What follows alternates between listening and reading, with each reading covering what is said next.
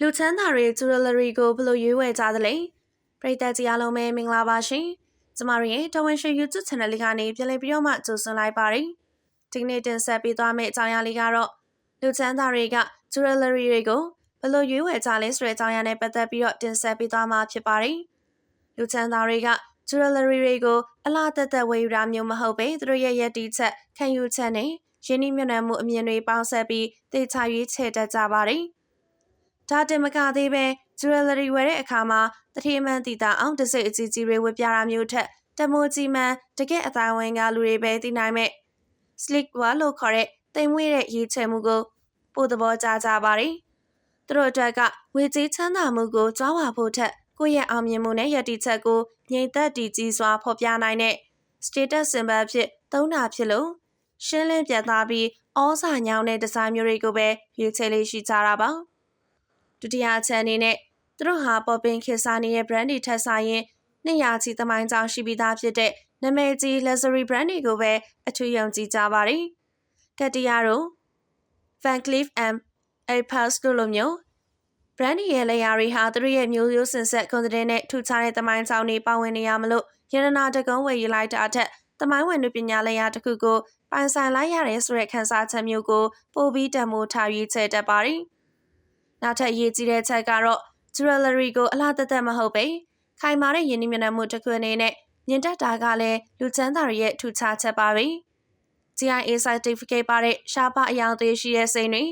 အရေးအသွေးမြင့်ဗဒမြားနဲ့နီလာစားတဲ့ကြောင်မြတ်တွေကိုရွေးချယ်တဲ့အခါနောက်တစ်ချိန်ဈေးကွက်ထဲမှာပြန်လည်ရောင်းချရင်တန်ဖိုးဘလောက်တက်လာနိုင်မလဲ။ငွေကြေးဖောင်းပွားမှုကိုဘလောက်ခါခွဲပေးနိုင်မလဲဆိုတာကိုရှယ်ယာတစ်ခုဝယ်သလိုမျိုးအသေးချာတွက်ချက်ပြီးမှသာငွေကြေးမြောက်များကိုရင်းနှီးမြှုပ်နှံလေးရှိကြပါတယ်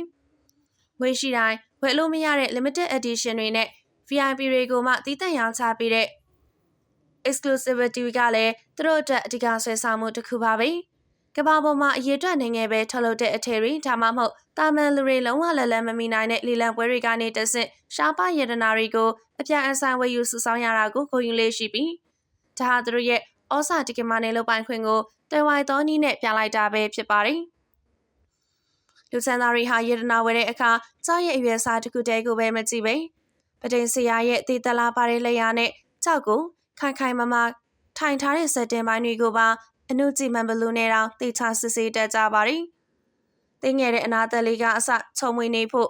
ကြောက်မြက်ရဲ့ဖြတ်တာပုံကအလင်းပြန်အားအကောင်းဆုံးဖြစ်နေဖို့အစရှိတဲ့အရေးသွေးပိုင်းဆိုင်ရာအသေးစိတ်ချက်လက်တွေကိုအထူးဂရုစိုက်ပြီးမှသာသူတို့ရဲ့စံချိန်စံညွှန်းနဲ့ကိုင်းညီတဲ့အထက်ကိုရွေးချယ်လေးရှိကြပါတယ်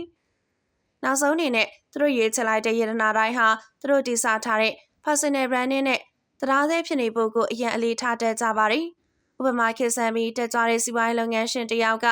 မော်ဒန်ဖြစ်တဲ့ဒီဇိုင်းတွေကိုရွေးချယ်တတ်သလို